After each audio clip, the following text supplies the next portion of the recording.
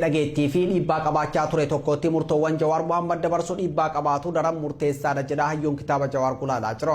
Kitaaba Jawaar Mohaammed afaan Ingiliziitti hiikamee gulaalaa kan jiru Profeesar Andrew D. Kortim dhiibbaa murtoowwan Jawaar murteessuu qabaachuu danda'an kanneen immoo Jawaar mataa isaa dabalatee kanneen Itoophiyaa jaalatan hunduu sirriitti hubachuu qabu jedheetii jira.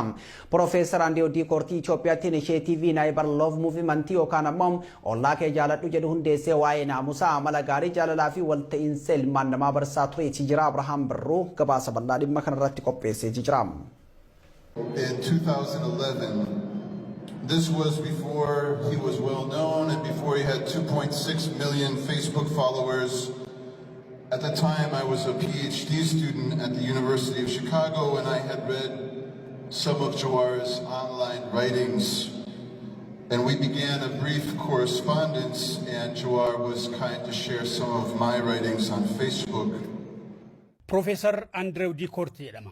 Ammaan tana dhaabbata barnootaa Wheaton College jedhamutti barsiisaa dhimmoota nagaa fi walitti bu'iinsaati.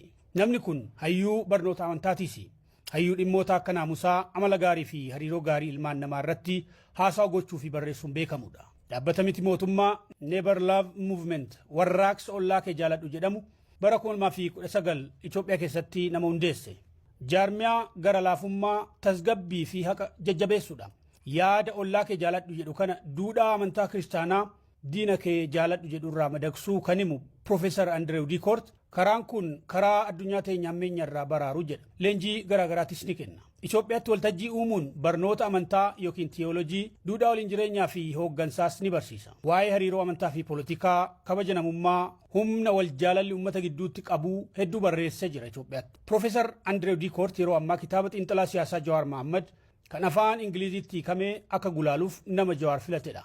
Jalqaba Itoophiyaa kanan dhaqe akka warra faranjootaa bara 2004 jechuun akkamiin Jawaar waliin akka michuu ta'an eebba kitaaba Minisootaa kanarratti dubbachuun eegala. Gaafsan namni Itoophiyaa keessatti maqaa guddaa qabu kitaaba isaa akkan gulaaluuf na gaafatee akkan haasa'u na affeera jedhee yaadeen turre jedha. Jawaar jechuu kooti jedha. Yeroo sanatti ofiisaa gana 21 ta'uusaa kan yaadatu Andrew D. Kortim Jawaar immoo tarii dargaggeessa waggaa 18 ta'ee Oromiyaa, Singaappoor yookiin immoo Sri Lankaa keessa jiraachuu mala. Ani immoo jiraachuu isaatu tasuma naman quba hin qabne ture jedha. Jiruun ilma namaa dinqiidha. Waggoota 20 booda namni kun kitaaba akkan gulaaluuf amanee natti kennuu isaatti nan galateeffadhaa jedha.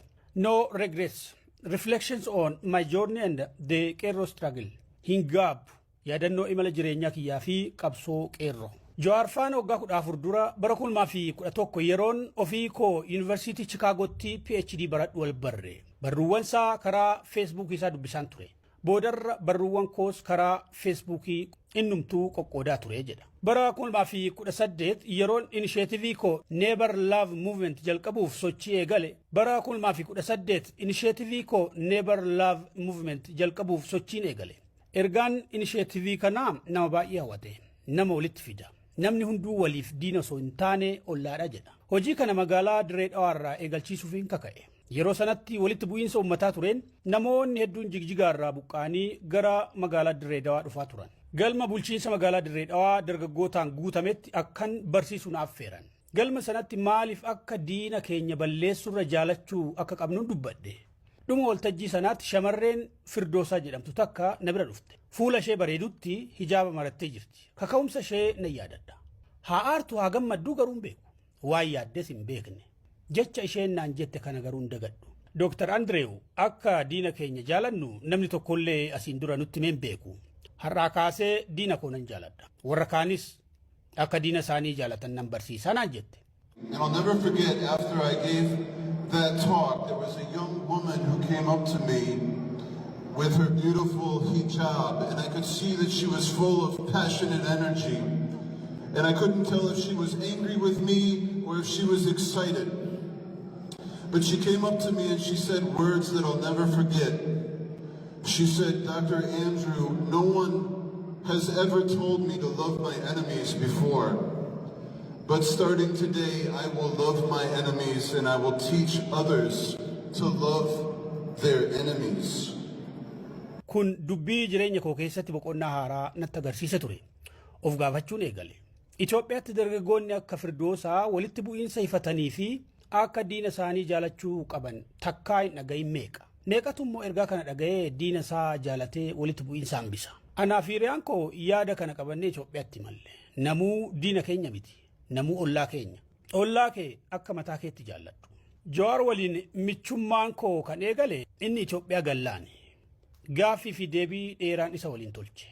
Hidhaa ba'ee Minisootaa yeroo dhufees irra deddeebiin wal dubbisaa turre. Jawaar waliin hariiroon qabu Atakaaroos kaasee ture. Kitaaba isaa Gulaaluun koos akkanuma Atakaaroo kaasu mala. Bara 2018 halkan ani isa waliin gaaffiif deebii godhe namni siyaasaa Itoophiyaa beekamaan tokko akkamitti Jawaar faana wal agartaa jedhee dallanee ture. Erga sanii namootaa fi miidiyaa hedduutu sababu kanaaf maqaa xureessaa ture. Jawaar maallaqa miliyoona hedduu akka naa kennetti himame. Loltoonni yuutuubii suura koo fayyadamuudhaan akkan mootummaa Itoophiyaa fi Bataskaan Ortodoksii diigaa jirutti odeessan. Waan guddaa tokkoon baradhe. Diina gaafa jaalattu diina taata. Olola isaanii kana dhugaa godhachuudhaaf hedduu ifaajan.